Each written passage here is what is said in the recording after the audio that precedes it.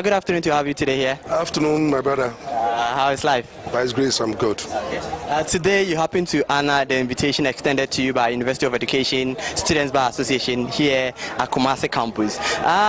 Looking at the theme for today's program, the youth and corruption, social vices, as well as injustice. What is your overview of this particular theme? I think it has been a very wonderful program. I'm so excited, and I've given the students what they need rightly, because we think that the youth of today must eschew social vices. They must look at the future, that the future is bright, because one day they'll be called to account for their moral life, because there are certain positions that you occupy that you need a high moral standard to occupy those positions. And corruption, I said the youth should avoid corruption because it is evil, it is likely to damage their reputation, it's likely to create problem for them if they fail to do so. And when it comes to injustice, I'm saying that they should always be fair, and they should also always strive to do the right thing. Honesty is the key, and I think that in all it has been successful, and it's my prayer that whatever we have done here today will impact the generation.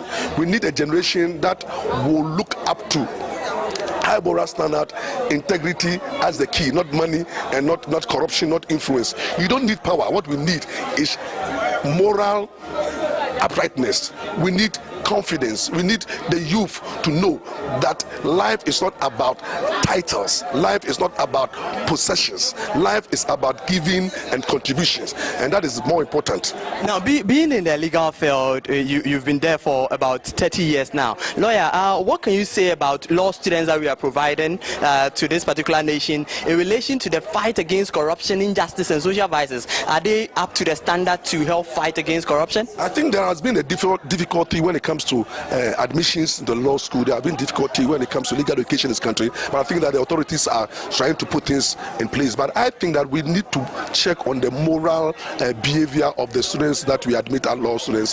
The integrity is very key, moral uprightness is key. We need to have discipline in our legal education, and we need lawyers who are God-fearing, lawyers who have the nation at heart, lawyers who will look at justice as key, lawyers who will always look at integrity as key, but not money.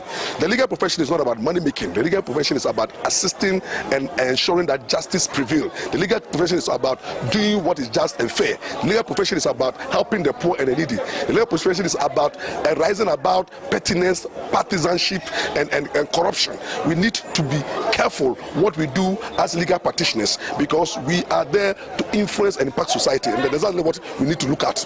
Now, you did mention of the SRC president of Ghana School of Law, talking about the fact that sometimes he comes out to speak on issues that you think are not relevant. Now, looking about some of these people and a few other law students who are coming up and their fight against corruption, what would be your advice to these ones who are taking positions in the legal field in relation to politics? I think that you should be very careful, because you see, the legal profession is your profession. Politics is not there forever, and politics, when the government comes to power today, tomorrow is not there. But legal profession, you are there forever. So we must guard against our professional ethics. We must be very careful, be guarded. We should not be swayed by the political influence and the political fame that we carry, because it's subject to our legal principles and ethics. And therefore, as potential lawyers, we should guard against sensationalism, insults, and trying to ridicule our system. And so that is what I can say. Now, finally, before we go, a lot of people today you saw in the crowd cheering you up with your motivation. What is really behind your confidence level, your fearless nature of speaking on national issues in the country? I think it's about being honest and truthful to whatever I do. I believe that I'm being guided by the principles of truth, and I believe that once you have the truth on your side, you don't fear, and that is exactly what is motivating me. And I believe that I have an impact to make. I'm serving my generation according to the divine will of God, and that is exactly what everybody should do. Thank you very much.